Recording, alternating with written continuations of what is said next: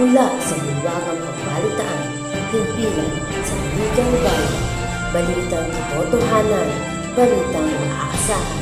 Ito ang Sentro Balita. Sa ulo ng mga nagbabagang balita. Presyo ng bigas, tumaas na. Cybercrime identity, dumarami. Catherine Bernardo, certified kapamilya pa rin. Bagyong papasok o mamumuo sa loob ng park, tuloy kaya. Gilas Pilipinas na bawi ang ginto sa SEA Games matapos patumbahin ng Cambodia. Magandang araw, Kasentro. Ako si Cecil Mitra, ang inyong tagapagbalita. Ang oras natin ay ganap na 3 minutong makalipas ang alas 7 ng araw ng Pebrero, ikalima ng taong 2024. Presyo ng bigas sa ilang bahagi ng pamilihan, pinakamurang commercial rice ay pumalo na sa 49 pesos kada kilo. Ang Department of Agriculture umaasang bababa ang presyo ng bigas sa patuloy na pakikipag-usap ng Pilipinas sa Vietnam at India. Nakatutok, Dan Minga. Balitang katotohanan, balitang maaasahan. Ito ang Sentro Balita. Tumaas pa ang presyo ng bigas base sa pinakahuling price monitoring ng Department of Agriculture sa ilang pamilihan sa bansa. Ang regular milled rice na pinakamurang commercial rice tumaas na sa halagang 50 pesos kada kilo. Sa Agaro Market sa Navotas City, umabot na sa 50 pesos kada kilo ang bigas mula sa 48 pesos noong isang linggo. Sa Sanggaang Daang Market naman, hanggang 3 piso kada kilo ang itinaas ng presyo ng bigas. Hindi pa matukoy kung hanggang kailan ito muling bababa. Ang Vietnam naman ay nangako na raw na magbebenta ng murang bigas sa Pilipinas ayon kay House Speaker Martin Romualdez. Tanong naman ng grupong Bantay Bigas, bakit sa impormasyon pa rin nakatuon ang pansin ng pamahalaan sa halip na palakasin ang lokal ng pamahalaan ng produksyon ng bigas. Hindi rin daw maunawaan ng grupo kung bakit tumaas ang bentahan ng palay, gaya ng sabi ng ilang leaders, gayong malayo ito sa tunay na bilihan ng palay sa magsasaka. Nagbabalita, Dan Minga. Balitang katotohanan, balitang maaasahan. Ito ang Sentro Balita. Halos doble ang itinaas ng kaso ng cybercrime sa Pilipinas noong 2022. Kaya ngayong taon, ito raw ang tututukan ng PNP. Para bigyan ng mukha ang balita, Trisha Aceveda. Greatest threat to Philippines. Ganyan inarawan ni PNP Chief Rodolfo Azurin ang cybercrime dahil sa biglaang pagtaas ng kaso nito noong 2022. Sa datos ng PNL Anti-Cybercrime Group, pumalo sa 13,890 ang cases ng cybercrime ang naitala noong nakaraang taon. Malayo sa 7,708 noong 2021 at 5,735 noong 2020. So, dahil ang tao po ngayon ay ito na ang ginagamit nilang video sa kanilang kanilang pang-araw-araw na ginagawa sa lahat ng transaksyon. Numero 1 sa listahan ng cybercrime reported cases ang swindling o estapa na mayroong 5,947 complaints. Pumangatlo naman ang computer identity theft o yung sadyang paggamit, paglilipat o pagbabago ng impormasyon na pagmamayari ng iba na may 1,402 complaints. In 2022, we have a total of 331 arrested persons through service of warrant of arrest. So, dun sa total natin na 13,890, meron tayong 10,740 na ito ay for records purposes lang. So, ang ginagawa kasi natin, like, in order for the PNP to identify kung gaano na ba kalaki yung crimes na nangyayari sa online.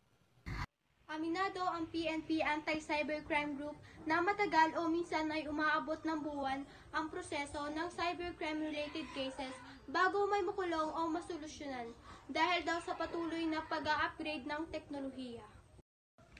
May paalala rin ang PNP-ACB sa publiko. Lagi po tayo mag-iingat. Masyado tayong nagtitiwala online. Dapat hindi.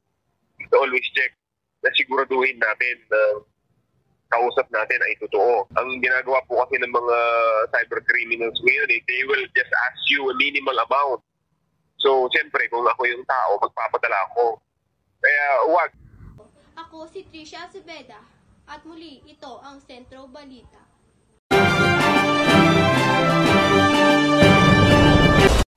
Catherine Bernardo, certified kapamilya pa rin. Ibalita mo, LJ Ledesma. Kanina, pumirma ng kanyang letter contract si Catherine kasama mga executive sa ABS-CBN, Star Magic, Star Cinema, ang kanyang ina at co-manager.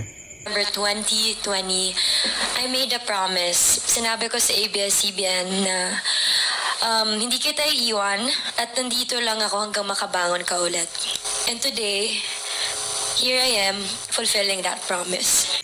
Kasabay ang pag-renew ng kontrata sa ABS-CBN, ay kasabay nito ang ika-20 anniversary ng showbiz. Ipinalala kay Catherine ang ilan sa mga taong naging bahagi ng kanyang karera at nagbigay ng mensahe sa kanya. Natutuwa ako dahil nagkatotoo yung sinabi ko sa kanila at nakita mo naman kung nasa na si Catherine yun. Siya na ang ating ika-nga number 1 na artista para sa akin. Even then, alam mo na this girl will really go very far. She's a star. Being an actress is not just a profession, it is a service. Hindi na mapigilan maging emosyonal si Catherine. Nagpapasalamat din siya sa mga fans na naiintindihan ang kanyang desisyon. Mga kasentro, posibleng isa o walang bagyo na papasok o mamumuo sa loob ng Philippine Area of Responsibility ngayong buwan ng Pebrero. Base sa datos ng Pag-asa, kung meron man, posibleng hindi maglalandfall ang bagyo, pero tutumbukin ito ang Eastern Visayas o Caraga region. Maaari din itong lumihis o mag-dissipate. Sa ngayon, mababa ang tsansang maging bagyo na binabanta nating low pressure area sa malapit sa Mindanao. Gayon pa man nagpapawalan ng track points sa nasabing area. Nakataas ngayon ng orange rainfall warning sa Agusan del Sur habang yellow rainfall warning naman sa Davao Oriental at Surigao del Sur. Pinapa-alerto po ang mga residente sa banta ng baha o landslide. Tatagal ang mga nasabing orange at yellow rainfall warning hanggang alas 8 ng umaga. Mag-ingat po tayo. Ako po si Jen Lavagis, ang inyong weather update. Sa balitang sports, hari na ulit ang Southeast Asian Games sa men's basketball ng Pilipinas. Yan ay matapos pataubin ng gilas ang host country ng Cambodia. Nag-uulat, si Rin Mayayusan. Mission accomplished! Nabawi na ng gilas Pilipinas ang ginto sa 2023 SEA Games tapos pataubin ang Cambodia sa finals. Kasunod ang dikitang laban sa first quarter, nagsimulang magpakitang gilas ang Pilipinas sa second game para makabuo ng double-digit na lamang. Mula riyan paulit-ulit na nagpakawala ng maliliit na runs ang import-laden Cambodian squad pero pumukol din ng timely ng mga tira ang Pilipinas para mapanatili ang bentahe. Final score 80-69 para sa Pilipinas. Muling nag-deliver para sa bansa ang sarili nating import na si Justin Brownlee matapos magtala ng 23 points. Nagdagdag naman ng 16 na puntos si Chris Newsome at 10 puntos si Marcio Laster. Ito ay ika-19 na ginto ng bansa sa SEA Games Men's Basketball Tournament para kay head coach Chot Reyes, depensa ang nagpanalo sa kanila sa final match. Pinuri naman ni Brownlee ang naging pagbabago sa strategy ng Gilas coaches para mabawian ang Cambodia. Hindi naging madali para sa bansa ang kanilang redemption tour ngayong SEA Games. Bukod sa mas malakas na mga kalaban, dahil sa mas maraming naturalized players, may pressure din mula sa Pinoy basketball fans na makuha ulit ang ginto. Matapos maputol ang halos 3 dekada nating paghahari sa rehiyon noong nakaraang torneo.